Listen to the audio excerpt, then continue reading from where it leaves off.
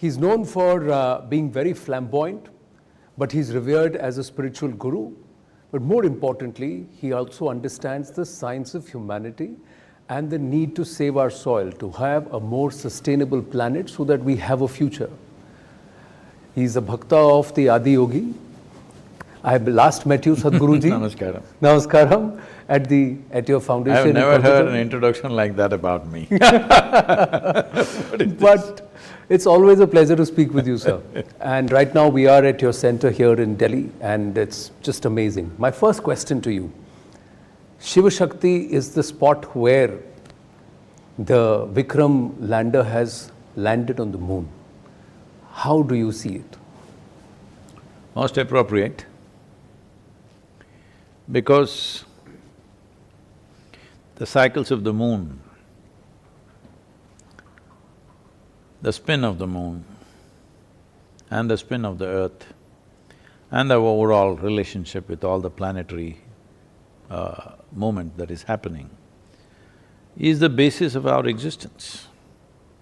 There are 1,000 ways we can explain this, but one of the simplest ways to say it is, only because our mother's bodies were in sync with the cycles of the moon, we are here, both of us. Correct. Otherwise we wouldn't be born. There is a yogic doomsday, if you want me to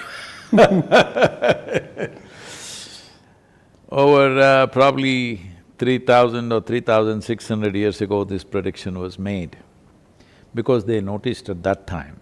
Today it is confirmed by scientific measurements. Every year, moon is moving away from our planet by 1.5 inches, at about 15 millimeters. At this rate, if it continues, it's estimated, on that day they estimated, 28,000 years later, moon will go that far away that it will stop influencing the biological processes of human women, and they will not become… they'll become incompetent to reproduce. That is how humanity will end. You don't need a bomb, you don't need fire, ice, whatever else others people are usually predicting. This is how it is said. Leaving that aside, the important thing is our existence here and the spin cycles that are happening are very, very connected. Literally, this planetary system is like a potter's wheel out of which we have been churned out. This is the reason Adi Yogi said at that time that in terms of biological and physical evolution, we've reached the peak. We cannot physically evolve anymore, we can only consciously evolve. So, based on this, the whole yogic system, that today we are working for a conscious planet, because you can't grow horns or you can't grow extra brains, or you can't do something else because biological evolution has come to its peak on this planet. Elsewhere it may work differently, we don't know. But here, this is all it is. When you're talking about pollution, about everything, you're trying to drive an electric car in the city, is it not important? Rocket is a super polluting process. Because of its scientific value, we do this. Because of the technological advantages we have, because of putting satellites out there are many, many benefits to us, we are doing it. But it's a super polluting process, just the way it fires. Yeah. So we are using very minimal fuel, using a sling process of using the gravitational momentum to, use thrust only at certain times and rest of the time doing by momentum. We're building up and getting there at very little fuel. All this ingenuity comes because we have a certain balance within us. We are not people who do things with force. We find a balance and effortlessly we do it. This is what spin means even in cricket. What somebody throws at 160 kilometers per hour, somebody throws it at 85 kilometers and still gets all the wickets. That's what spin does. So this is Shiva Shakti for you. You've fantastically answered the balance between science and spiritualism, but Sadhguruji, I have to differ with you. There is one more spin which is called the political spin, which is also being… That is done by you guys. Not done by us, it's been done. The moment it's christened like that, there is a motive attached to it. Those who look for such motives… Yes. See, name the… now there are 12, 15, whatever, but at least name the 9 planets. You will say Sun is Apollo, this is Luna, that is Neptune, this is Jupiter, this is Mars, that is… All this. What are all these? These are Greek gods, Greek and Roman gods and goddesses. But you had no problem. Shiv-Shakti, suddenly you have a problem, you have an agenda, it's all right.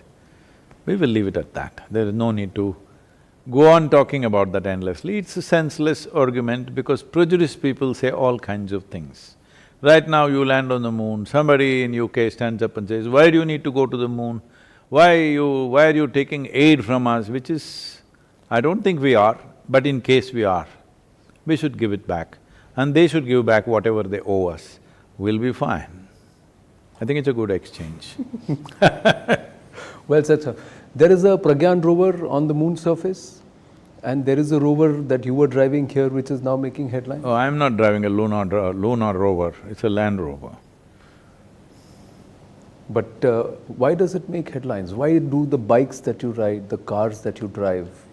See, the thing is, every other day I'm in a different town or a different country. Wherever I get off the airport, people generally don't like to drive me because they feel very nervous driving me, because they're very conscious that I may know how bad drivers they are. So first thing they say, Sadhguru, you please drive. Whatever their cars, whatever I drive, somebody will take pictures. Now all these hundreds of automobiles that I have driven, some media people are saying, I own all of them. I own the whole universe in my heart, so I don't bother about negating these things. All right, why only those 100? All the automobiles, all the people, all the life on this planet, I have always seen it as mine. So I have no problem, they're saying that. But if ownership is in terms of papers, I don't own a single automobile. But the whole universe is mine, one earth, one family, one future. That's supposed to be our motto as G20 chair. Do you think we have lived up to that billing? Do you think India has done worthy of its presidency as we built up to the summit? See, have you lived up to one earth, one family, one future? It is not a value that you simply live up to. It is something that you strive for. It is something that you direct the world towards. All the people who are sitting here, they will not become your family just because I say so. We have to win them over. It's over a period of time. Even when you propose to your wife, she's not your family unless she says yes. Now she's your family, isn't it? So, she's my family, if you say without her permission, it'll be ugly. So one family is an aspiration, it's a striving, which we are striving. This has been the civilization's motto. Today we are articulating in English language, otherwise it's always been so, which in Sanskrit language they are saying Vasudevaika Kutumbakam. This is not today's thing. Forever we have said that, because we always saw life cannot exist in compartments. Life as a whole, from a microbial life to human being and every other life, we are connected, they are the foundational life for us. When we say one earth, one family, we are not talking about just human beings, we are talking about every life. And that is a striving, that is a work that we have to do constantly. You will only be complete when you really become a full-fledged yogi, because yogi means you're in union. Union. That may not happen to everybody, but everybody's striving, that is the important thing. At least the effort is there. But connecting your own campaign of Safe Soil, which you initiated around the 75th year of our independence, and you taught 75 nations plus multiple continents. I remember that conversation when you said the Africa nations need attention and there is a crisis brewing there. At G20, we are trying to make the African Union of say 50 plus countries a permanent member of the G20, while also demanding the first right of use of resources to the developing world, with the focus saying going forward, it's these nations and it's the developing nations that are going to contribute 2/3 of the world's GDP in the next 2 decades. You think that's the right approach? You think we are on that path? Well, that's an aspiration once again. A lot of people won't allow that to happen.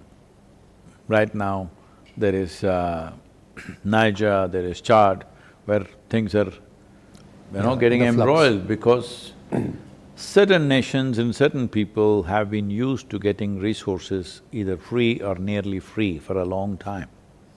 If you're getting something free, suddenly if I asked you to pay, you're going to get very angry.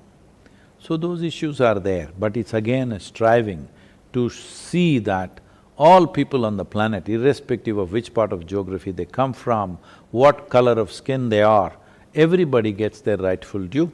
All of them may not become suddenly developed nations, suddenly their living standards may not rise, at least the wealth that they have should belong to them. It should belong to every nation, it should also belong to every people. Even in India, there is this problem. See, for example, if you have a piece of land, let's say you have 100 acres of land, if you strike gold, government will come and take it over. I'm pushing for this. In your land, if you find gold, diamond, oil or water, it should belong to you. Government can always impose taxes, government can always control it because it's within the framework. But they can't take it unless it is civilizational aspects.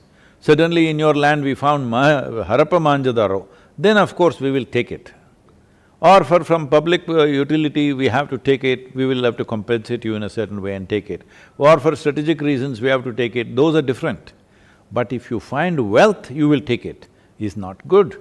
Because in my land, if I find wealth, it should belong to me.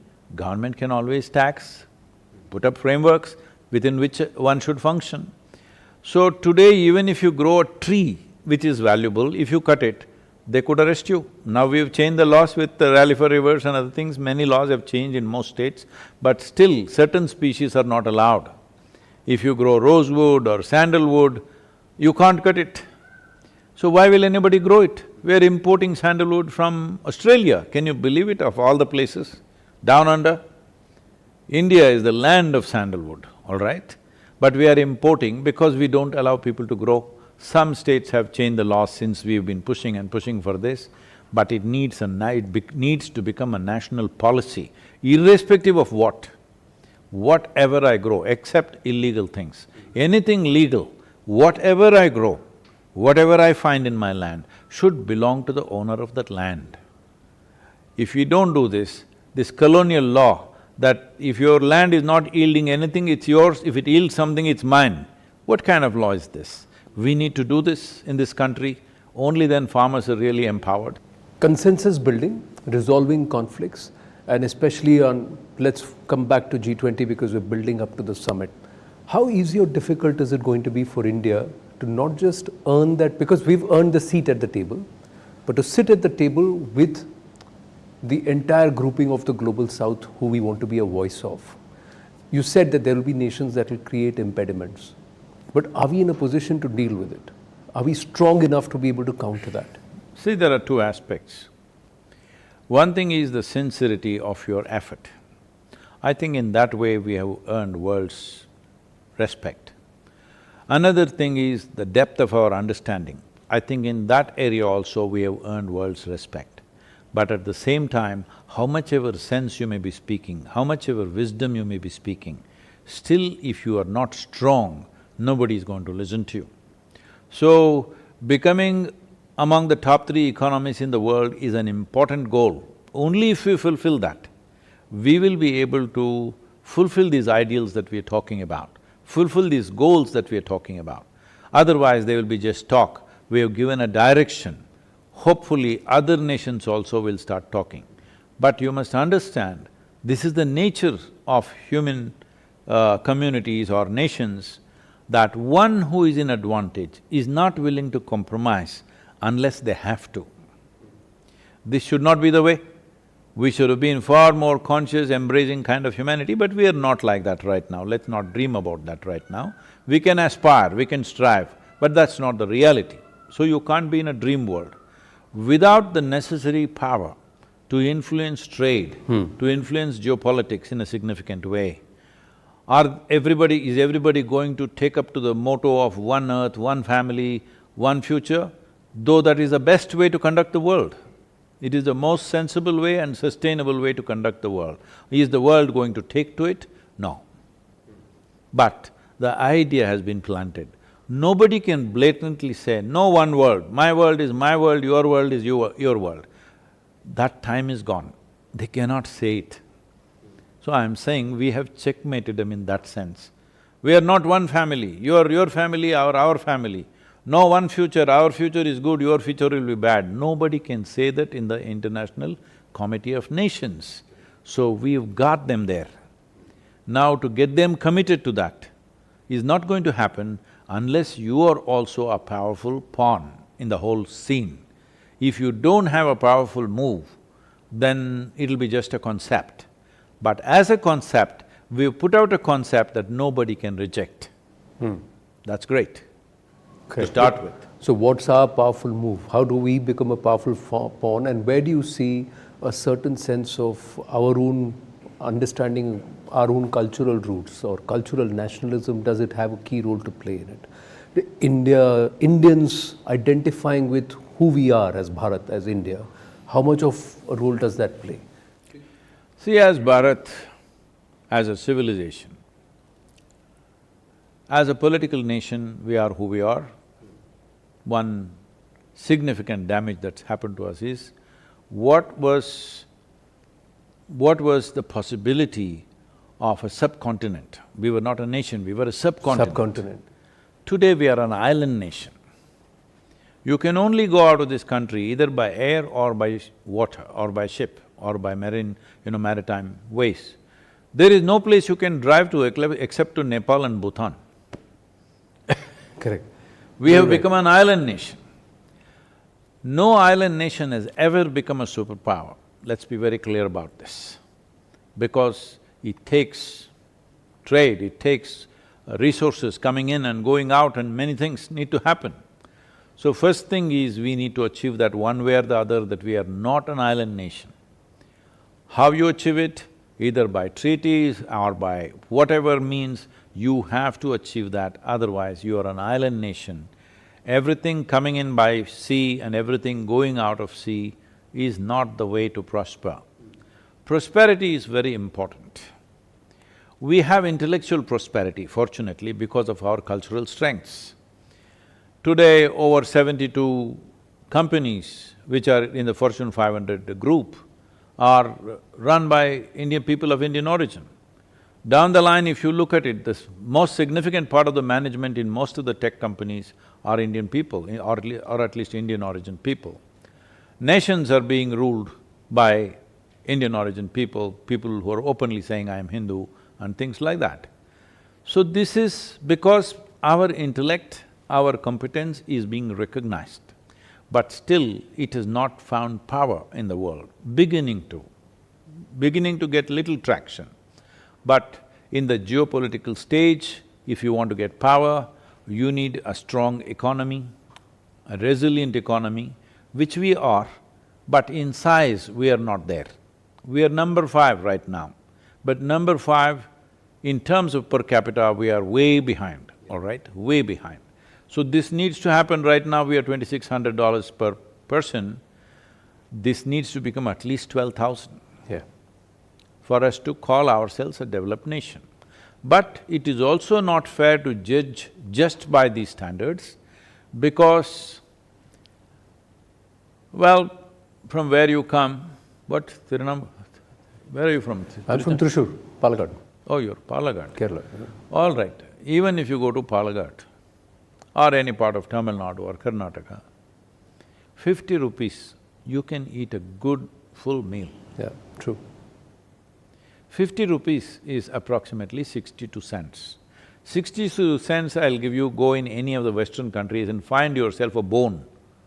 Let me see. Dog's bone you won't get, I'm saying.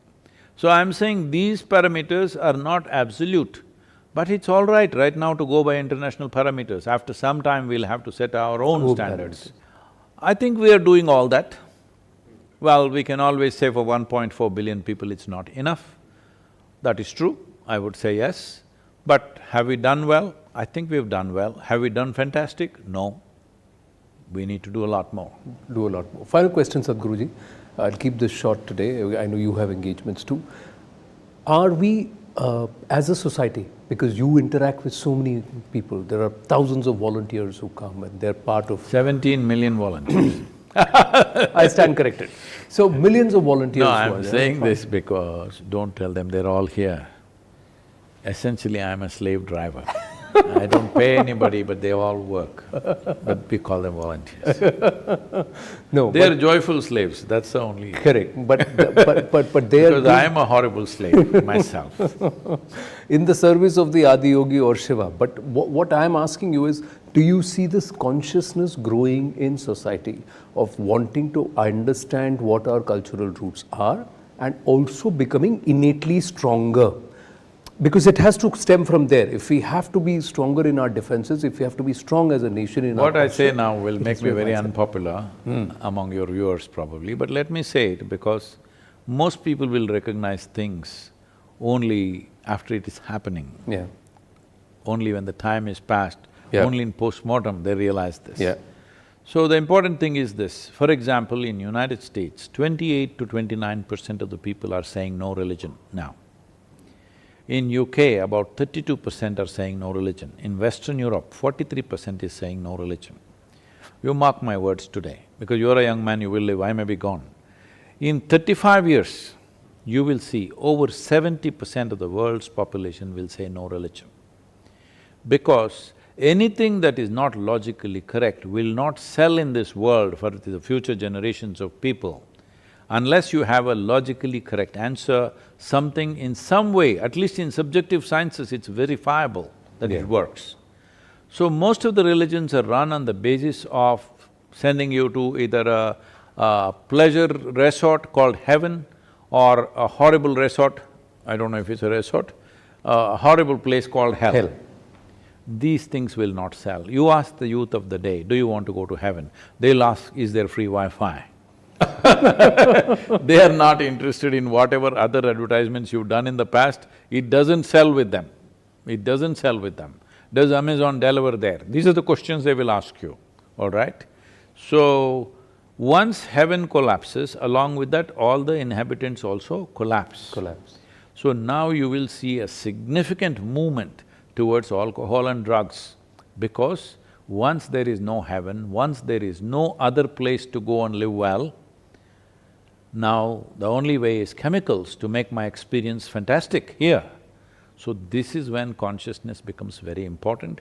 This is when this culture becomes very important, because this is the only culture, this is the only civilization which has handled human well-being as a science. Not a philosophy, not faith, not belief, not from somewhere it'll be managed for you. Your life is your karma. You are the most complex life on this planet. If you manage this well, you can make heaven out of it. If you don't manage it well, you can make hell out of it. What you call as peace, what you call as joy, what you call as ecstasy, agony, misery, tension, stress, all of them have different types of chemistry. Why are you creating wrong type of chemistry? Because you never took charge of this. This is the yogic sciences. What you see as Sanatan Dharma is a mass application of yogic sciences. What Sanatan means is eternal. Dharma means a law, not religion as people are translating it now. Eternal law is there for life to happen. There are laws with which life has been created. We are always seeing how to be in tune with that. We are searching for the truth. How can I be in tune with that, that I can be here with least amount of aberration within myself? This is the effort. So even so-called divine entities come and give you teachings, we don't take them as commandments, we still seek.